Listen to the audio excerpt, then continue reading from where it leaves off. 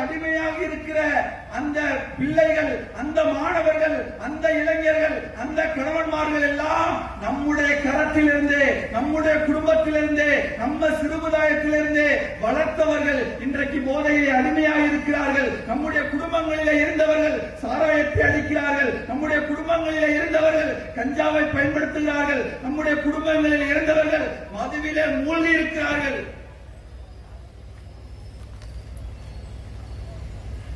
அவர்களை மீட்டெடுக்க வேண்டும் என்று சொன்னால் சம்பந்தப்பட்டவர்களை அழைத்து மட்டும் பேசி அவரிடத்திலே சொல்லி புரிய வைப்பது வேலையல்ல.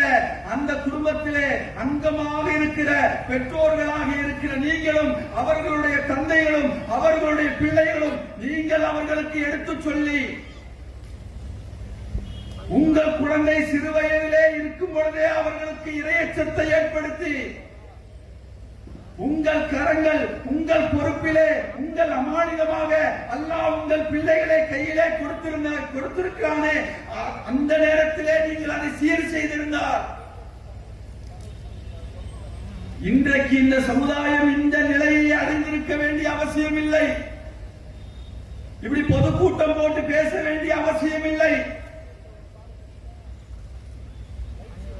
அன்புள்ள சகோதர சகோதரிகளை சிந்தித்து பாருங்கள். இன்றைக்கு படிக்கக்கூடிய பள்ளிக்கூடத்திலே படிக்கக்கூடிய மாணவனும், கல்லூரியிலே படிக்கக்கூடிய மாணவனும், திருமணமாக இருக்கக்கூடிய மாணவனும் யார் அவர்கள்? எங்கோ ஒரு ஊரிலிருந்து யாருக்கோ பிறந்து வந்தவர்கள், நம்முடைய வீட்டிலிருந்து வந்தவர்கள்.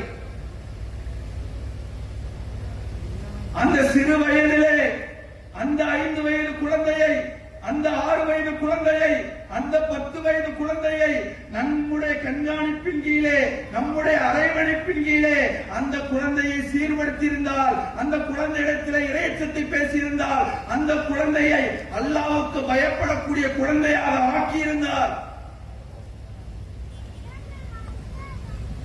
இன்றைக்கு இதுபோல இளைஞர்கள் பள்ளிக்கூடத்திலே துணிச்சலாக மதுவை அடிப்ப துணிவார்களா? கஞ்சா போன்ற பெரும் பெரும் மனிதனை பைத்தியமாக்கக்கூடிய அந்த புகையிலையை பயன்படுத்துவார்களா?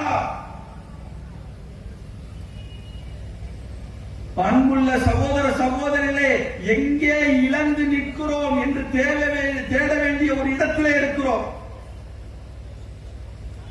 7 வயசுல 8 வயசுல அந்த பிள்ளைகளிடத்திலே இறையச்சத்தை போதிக்க தவறிவிட்டோம், ஈமானை கொடுக்க தவறிவிட்டோம், இஸ்லாமிய அடிப்படை கொள்கையை கொடுக்க தவறிவிட்டோம்.